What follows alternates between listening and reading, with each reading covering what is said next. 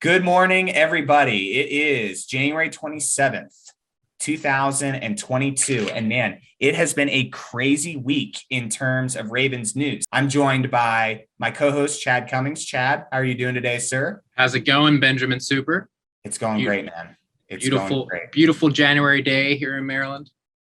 Yeah, and I haven't checked outside where I'm living at right now, but I imagine it's going to be pretty nice out there as well. It's been a nice winter actually. Though I don't know, there was a volcano that went off in Tonga. I don't know if you heard about this story, Definitely but heard that. like it spewed ash into the atmosphere, completely obliterated the island that it was on. Mm-hmm. And maybe we're going to be seeing colder temperatures here soon because of all that stuff going up in the atmosphere.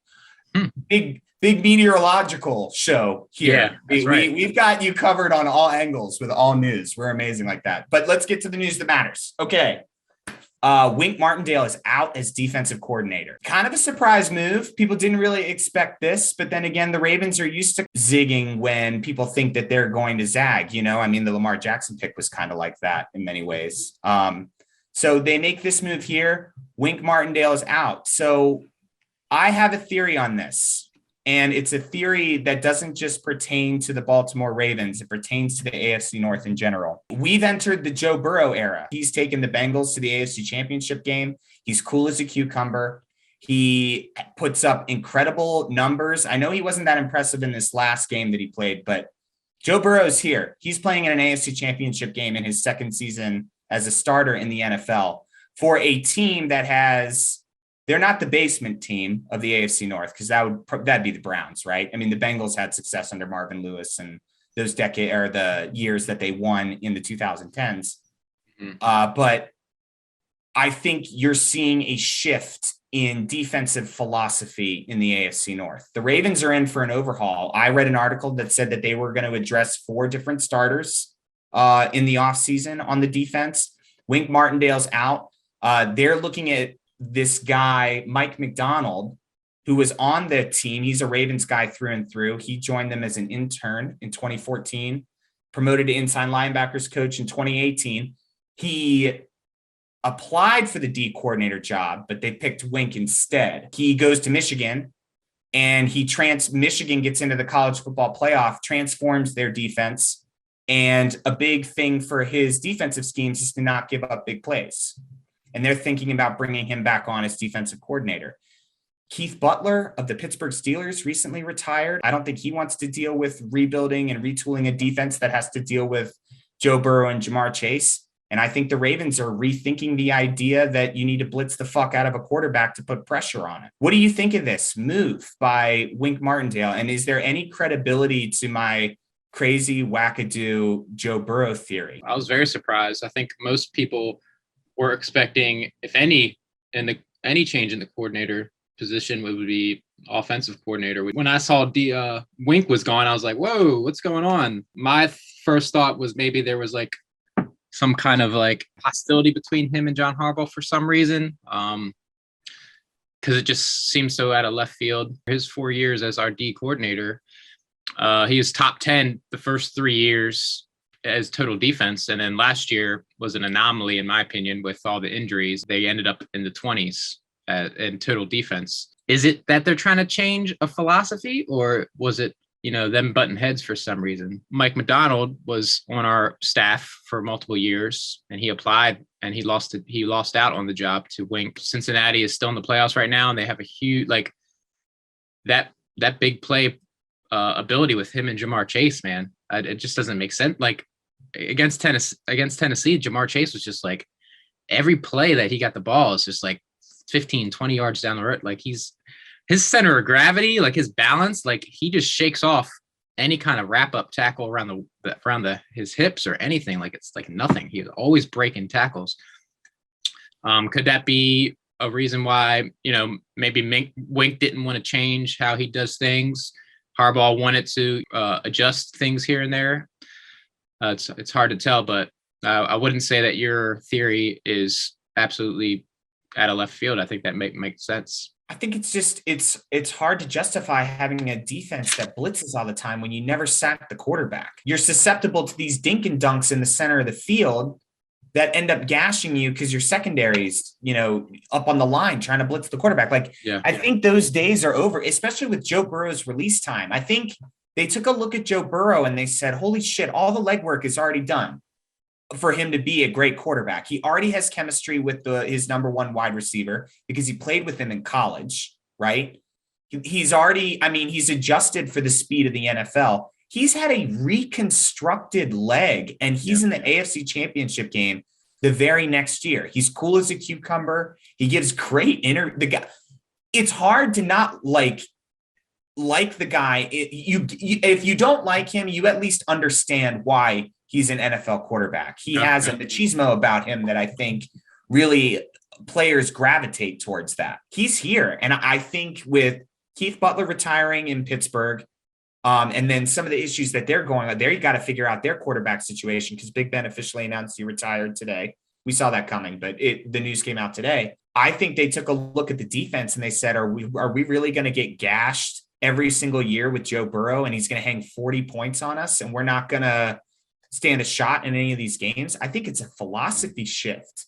I think he's a player, Chad, that it comes along every once in a while. You get the Peyton Mannings and you get the Dan Marinos and you get the Aaron Rodgers and the Tom Brady's. I think he's one of those guys, Chad. I have seen nothing to suggest he led the team back at the end of the game and they kick a game-winning field goal. That's what with the poise of a starting quarterback. It's very concerning. And I think this is a response to that. They should hire McDonald. He's the young guy. I like young guys. 34 years old. He'd be the youngest defensive coordinator in history. Yeah. And my theory on this is just, look, for every Sean McVay, maybe there's a Mike McDonald on defense who can create exotic schemes and can get pressure in different ways or have different looks and blitz differently. Like, give a guy a shot to develop a defense. I know the players are going to miss Wink. Marcus Peters spoke really highly of him, but I think this is a necessary shift if they want to keep up with the Bengals. I really do. I think this is a transformative time in the AFC North for sure. Yeah, I can see that. 4 years of the same scheme. We're gonna have to revamp our whole defensive line. You got Brandon Williams, who's a free agent. He's old. You got Derek Wolfe, who didn't even play last year, and he's an older guy. You have Calais Campbell probably retiring. He's an older guy. It's looking like our defensive line is going to be totally revamped. You got a couple young guys in Metabikwe, Ellis, Owe on the edge. You got a young, revamped defensive line coming into next season. So I can see wanting to change the philosophy with, maybe a fresh restart. And there's probably going to be a lot of turnover in the secondary. Jimmy Smith potentially leaving. I want Marcus Peters on our team, but he's one of the biggest cap hits of this year, and he has the biggest contract on our team. Obviously, Marlon Humphrey is going to be here, but there's the potential for a huge defensive overhaul. So getting Wink out of there, hopefully they left on good terms. I like this young guy from Michigan. He obviously left one Harbaugh, went to the other Harbaugh in Michigan, and you got Aiden Hutchinson, who's the potential number one pick this year at defensive end from Michigan, speaking very highly of his D coordinator coach while he was there in Michigan. So we have a pretty high pick. If Hutchinson potentially falls like Michael Parsons fell to the Cowboys in the same range we are in, and we get someone like him in the first round playing with his defensive coordinator, that would be a good start to a new coordinator reign. Younger guys can counteract younger guys, and they can kind of look at the game with a fresh perspective and look at how, he's only 4 years older than us, Chad. Shit, dude. Yeah. To be a defensive coordinator, a long career, if he's good at it, he'll stay for a while. And then on the college football side, if Mike McDonald is leaving, does that mean that Jim Harbaugh is thinking about leaving? And they're going to it just seems hard to believe that, but there have been rumors floating around. We talked last week that he was being considered for the Vegas Raiders job. Yeah. And I was like, oh shit. Well, if his defensive coordinator is rolling out, maybe he hires another one. Maybe I'm making a bigger deal of it than it needs to be, but it could just be sort of like hey, I know I'm leaving Michigan, but you, Mike, you're going to land on your feet. I'm going to hook you up with my brother in Baltimore. Yeah, exactly. And we'll see if you get the job. I'll put a good word for you. Jim back in the NFL would be awesome. But we already saw Denver hire their coach. Chicago hired their coach today. So there's less job opportunities. So now the only head coach vacancies are Vegas, Yep. Miami, Houston, Saints. Now. Oh yeah, that's in yeah. So they added. So one got added because Peyton retired, and I believe the Giants too. Still, right? They just got a GM the other day, Yes, but they correct. still have a head coach. So that's 5 teams still available. Yeah, that'll be cool if Jim gets in there somewhere. And Wink might have a shot at one of those jobs too. You never know. You never know. He just it's only been a few days since he's been on the market, so it could happen.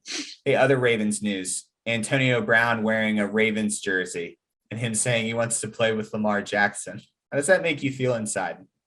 I don't know. I feel bad. I feel bad for him. He's delusional, man. How does he know that he's like, oh, it'll be cool to play with my cousin? And it's like, how does he know that his cousin's even going to be on that team? He's going to be on the team. Come on, man. I don't know. $13 million, dude. I don't know, man. I wish. Maybe. I wish, but they don't bite on this, right? No way. It's a joke, dude. I honestly would be surprised if an NFL team gives him another shot. Like, he's had chances to prove that he is a team player, and he has failed the test every time. He walked off the field. I wouldn't call it walk. I'd call it like he gallivanted. He made a show out of it. Had a couple hops in there. Man, it was electric. It's as if the Impractical Jokers had a mic in his head and were like, "Hey, now take off your clothes, run off the field, and quit your job." And they're laughing in the back. His defamation suit. Now he's saying, "Oh, you tried to make it sound like a mental health episode, and this and that, and that." And it's like, oh man. So like that whole thing is out the window. What do you think? No way he's joining this team. What makes you so? Imagine him if he's going to run off the field about not getting enough play time with Tom Brady. Imagine what's going to happen in week 1, 2, and 3 with Lamar and this rush offense with Greg Roman, and he gets 4 targets one game, and Mark Andrews is getting like 10 targets, and then they're rushing the ball 20 times. What is he going to think then? Like, you think he's going to stay? He's going to want to stay on the team?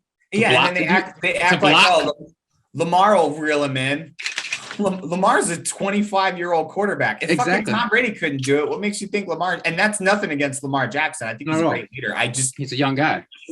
How do you deal with Antonio Brown? Like, there's absolutely no way that that's happening. No way. I'm calling it here. And if it does happen, we're going to have like an emergency podcast where I'm going to be like, if you're on top of the mountain, you need to get a sat phone because we're talking about this and we're recording it. That would just as long as John Harbaugh is our coach and Saudi is our owner, it ain't happening. They saw his meltdowns, on the other side of the field with the Steelers for a couple years. So we've seen it firsthand.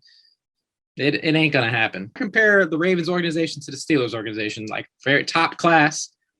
And if the Steelers, they basically lost money, lost draft picks to get rid of him, what makes you think that the Ravens would want him? I don't think he genuinely wants to play football. I think he knows that stuff like that is going to generate clicks for him. And everyone's going to go to all the Antonio to find out what he's saying. He's building his brand. Oh, for sure. And that's something that a lot of people are doing now to sort of get their status out there. I mean, we are building a brand for Ravens News here. Mm-hmm. And he's doing it the way that his platform allows him to do that. And he's not coming back to football. Look what happened the week that he quit.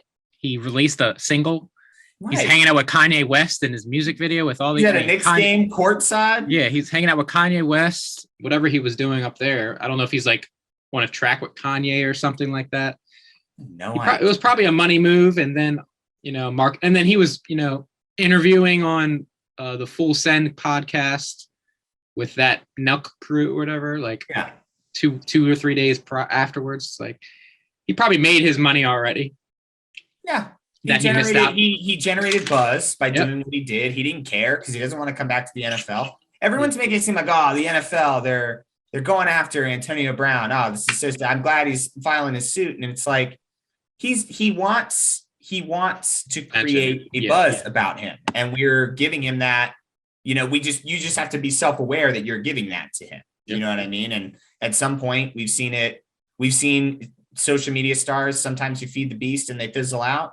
And then other times they end up transitioning into something else. That's what he's trying to do. So he got his Super Bowl ring, and let's all calm down on that talk. It's just never going to happen. Speaking of which, you mentioned John Harbaugh. They're working on an extension for him. which would continue. We've had 3 head coaches in our tenure. Ted Marchibroda, the late Ted Marchibroda, rest in peace. Rest in peace. Brian Billick, who interestingly enough this week got hired onto Herm Edwards' staff at ASU. He's going to be a football assistant down there. So good for him. That's awesome. Yeah, that's interesting. Yeah. And then John Harbaugh has been our 3rd head coach, and that's it. We're a young organization, but very young. 2 Super Bowls. Yep. Yeah. So that's good. So that's the Ravens news. You got Anthony Levine. Talk about the undrafted rookie free agents making the Ravens team. That there was a stint for the Ravens for maybe like 10 or 12 years in a row that an undrafted rookie made the team. I think that streak broke 2 years ago or something, but CoCap was one of them, and he spent 10 years on our team as an undrafted rookie. And he was huge on special teams for a long time. And when in his younger days, he made some big plays as a, linebacker safety hybrid type kind of player. So, and Wink, the 4 years that Wink had him, he did some hybrid stuff like earlier in his career. So, hey man, CoCap, he's been a leader on our team for a while. And just a great story, being an undrafted rookie, being with the team for 10 years, making that money and being a good player. So story's great. Story's great. He's got that ring, boy. He won the Super Bowl. He's one of the members of the 2012 team. So it seems like he's taking a job in the front office for the Ravens. Yeah. He's a scout. He's going to be a scout. Yep. There you go. He's staying with the Ravens. It's awesome. Cultivate the stuff that you have at home. It's a better harvest. That's what I'd say about that.